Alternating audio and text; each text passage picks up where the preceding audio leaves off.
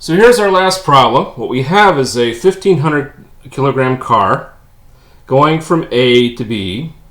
It's at constant speed from A to B, so that tells us, we'll just note here, the tangential acceleration is 0. All right. But it's on a curved path, so it will have normal acceleration as it goes. All right. So here it's level. It's going to have a little bit of an angle, all right, as it's turning down. And so we're asked to find a couple of, and here's the path of the road, by the way. And we're told that this car is going so fast that as it gets to this peak here, it just maintains contact at A. Just barely maintains contact. Well, what does that say?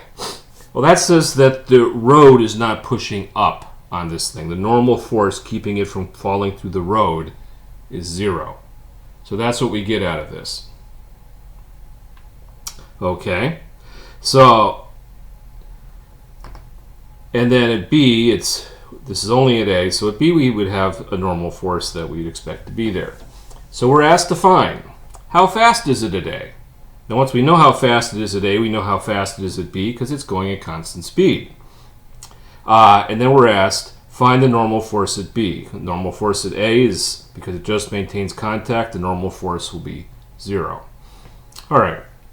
So here's a free body diagram that describes, we have our car, and as it moves along, theta will change. Of course, at A, theta is 0. And B, we'll have to figure that out. So in general, as it moves, because all through here there's a curve, so even here we'll presume there's a little bit of a curve to that, so that's going down. So we have our tangential, xy oriented in the usual way, and then as we're off by theta, that would create the normal axes, and the normal force from the road would come up through that. All right, and as the car travels, it still has its mass, so 1,500 times 9.81 is the weight that'll always point straight down.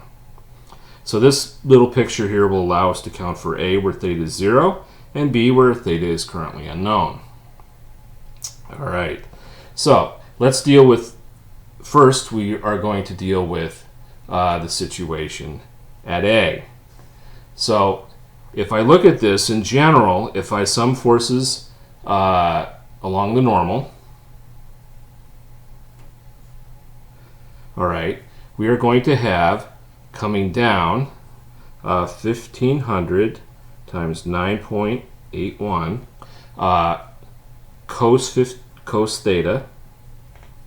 So that's the amount going down in the direction of the normal. Notice normal goes down. Minus n, which goes back up, equals the 1,500 kilograms v squared over r. All right. So let's see what we have. Now, we need to get r. So we're going to need r in two cases. We need r at A and r at B. All right, so we have an equation for that. Okay, we have, so along the path, B, need to add a point into this drawing. B corresponds to x equals 25 meters. So that was left out of this picture. So we need, and this is obviously x is 0 right here. So r at 0 would be, our equation was 1 plus, now we take the derivative of this.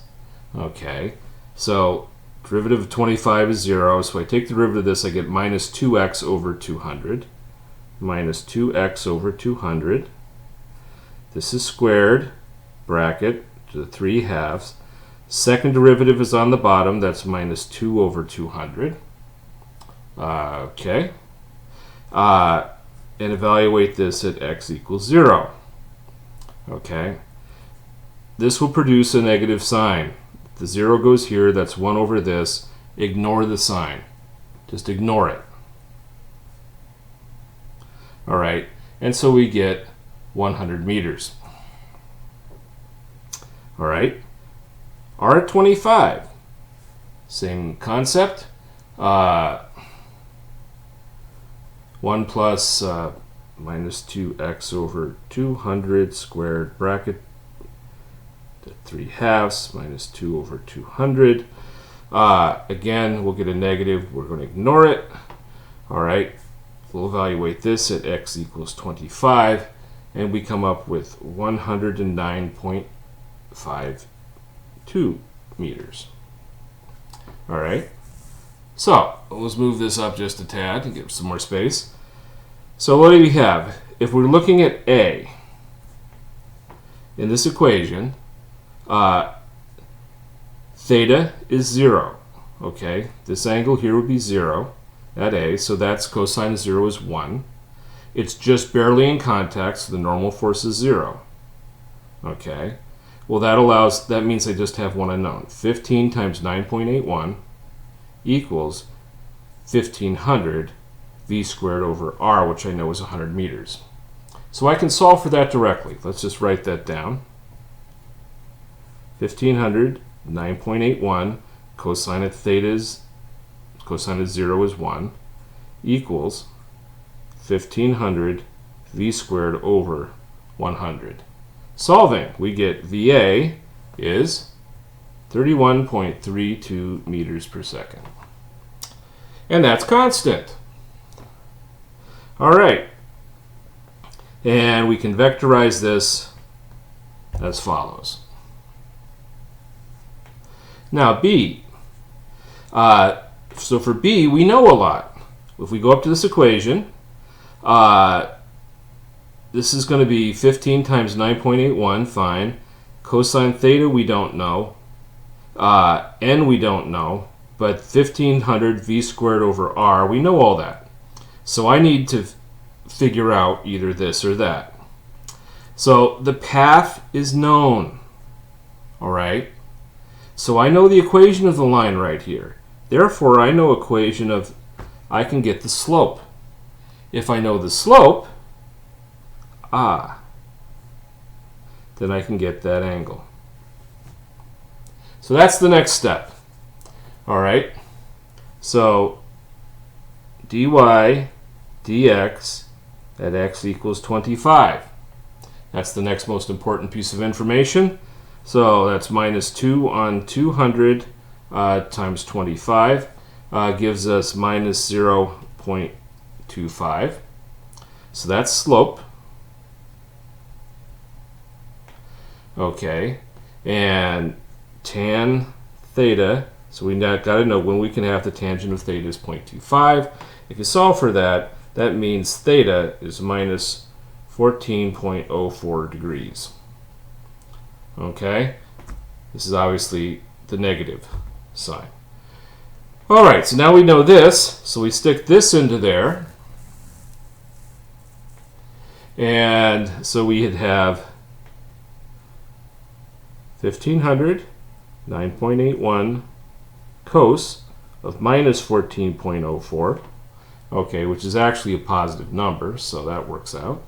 Minus n that we want to figure out equals 1500.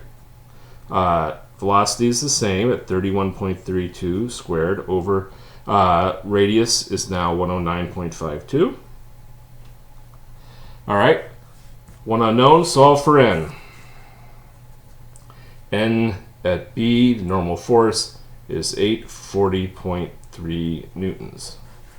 And I'm not going to bother vectorizing this, but knowing this angle, we could do that. So 14 degrees here, you would have take the sine for the x and the cosine for the y, and you can vectorize it. But I'll leave that to you. And with that, we are done with chapter 13.